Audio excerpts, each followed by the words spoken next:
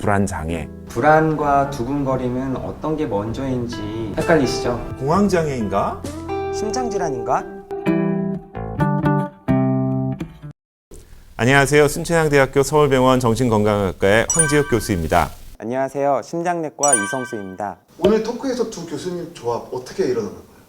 정신건강의학과는 마음의 병을 치료하는 과이고 우리 옆에 교수님의 심장내과도 마음 심자가 들어간 심장을 치료하는 과이라서 아무래도 조금 약간의 공통점이 있는 것 같습니다. 본론으로 들어가서 심장이 갑자기 두근거리고 어지럽고 쓰러질 것 같은 경우에 심장내과에서는 어떻게 진료를 보시나요? 일반적으로 심전도 검사를 통해서 실질적으로 어떤 부정맥이 숨어 있는지를 먼저 찾아내고요.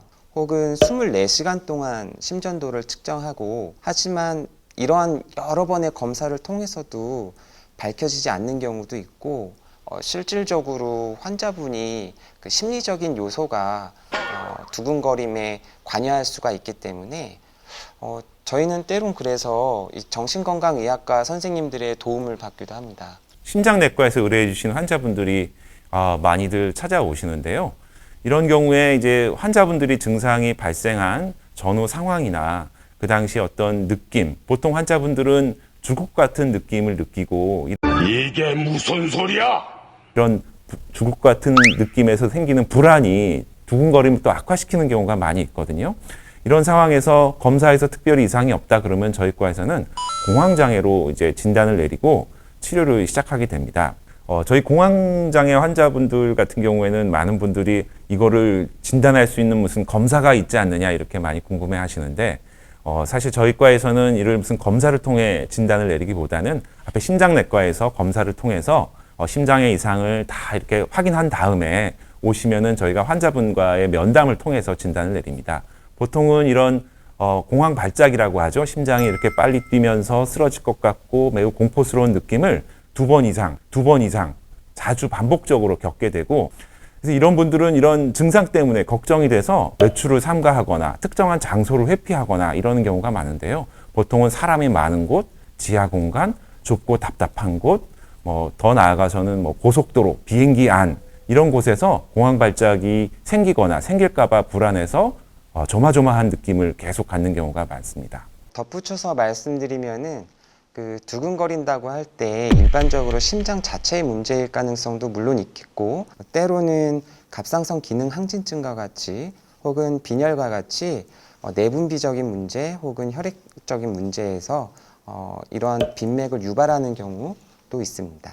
환자분이 별다른 불편한 거 없이 안정 중에 갑작스럽게 시작되고 혹은 또 갑작스럽게 종료되는 양상의 두근거림은 분명히 부정맥이 숨어 있을 가능성이 매우 높고요. 이러한 경우에는 반드시 병원에 내원하셔서 검사를 받아보심이 좋겠습니다. 요즘 많은 환자분들이 이런 스마트워치나 또는 피트니스 밴드라고 해야 되나요? 이렇게 자신의 심박수를 측정해서 이걸 보여주시는 분들도 많이 있는데요. 네. 내가 이렇게 심장이 빨리 뛴다라고. 네. 이런 것들이 실제 선생님 심장내과 진료에서도 도움이 되는 편인가요? 간간히 오시는 분들 중에는 휴대폰을 통해서 측정한 심전도와 맥박 측정한 것을 보여주는 경우가 있고, 그러한 경우에는 진단하는 데 물론 도움은 되고 있습니다.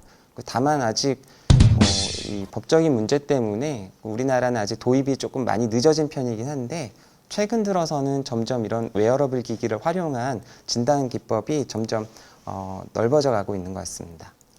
근데 이제 저희 과에서 입장에서 보면은 그런 기기들을 통해서 자주 자기의 맥박을 확인하고 또는 자신의 몸 상태에 걱정이 돼서 종종 자주 찾아가서 혈압을 재고 이런 행위 자체가 또는 그 결과를 자주 확인하는 것 자체가 또 불안을 유발해서 오히려 더 맥박이나 혈압을 더 상승시킬 수도 있다라고 이제 되어 있습니다. 그래서 이제 본인이 이거를 판단하기보다는 측정한 다음에 의사에게 꼭 확인을 받는 것이 조금 더 도움이 되지 않을까 싶습니다. 저희 과에서는 이제 워낙에 바이오 피드백이라 그래서 이제 심박수만 보는 건 아니지만 심박수, 근긴장도 또는 이제 손에 땀이 많이 나나 이런 것들이 모두 대부분 긴장하면 올라가는 것들이거든요.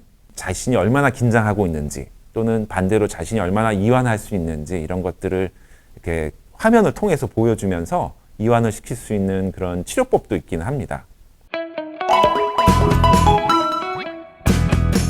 사람한테는 심박수가 낮으면 좋다는 얘기를 들었어요. 이게 수면과도 좀 관련이 있다. 그게 맞나요, 교수님? 물론 안정시 기저 심박수 자체가 수면과의 관련성은 물론 있습니다. 단순히 관련이 있다 없다를 떠나서 이렇게 심박수가 상승되어 있는 경우에는 어떤 기저의 내과적 질환이 같이 동반되어 있을 가능성이 있고 그러한 것들이 수명에 아무래도 영향이 있겠죠.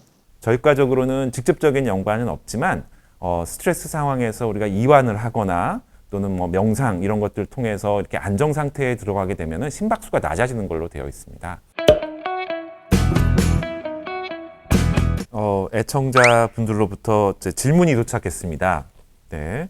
제가 첫 번째 질문은 아마 우리 심장내과 선생님이 답을 해주셔야 될 텐데요. 첫 번째 질문은 술이나 커피를 마시면 심장이 빨리 뛰는 것 같고 호흡도 곤란해지는 일이 자주 있는데 심장 질환인지 어떻게 해야 되나요?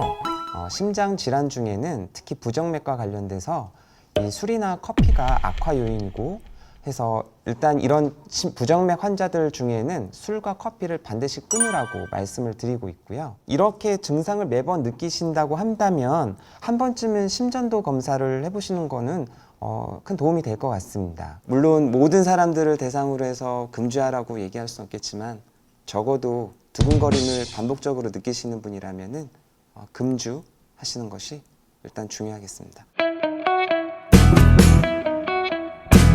코로나 이후 해외여행도 못 가서 우울하고 가슴이 답답한데 이건 우울증인가요? 진료가 필요한가요? 이런 질문이 도착했습니다. 이거는 병이라고 보지는 않습니다. 네, 누구나 다 이러한 상황에서 느낄 수 있는 우리가 감정적 반응이라고 보여지고요.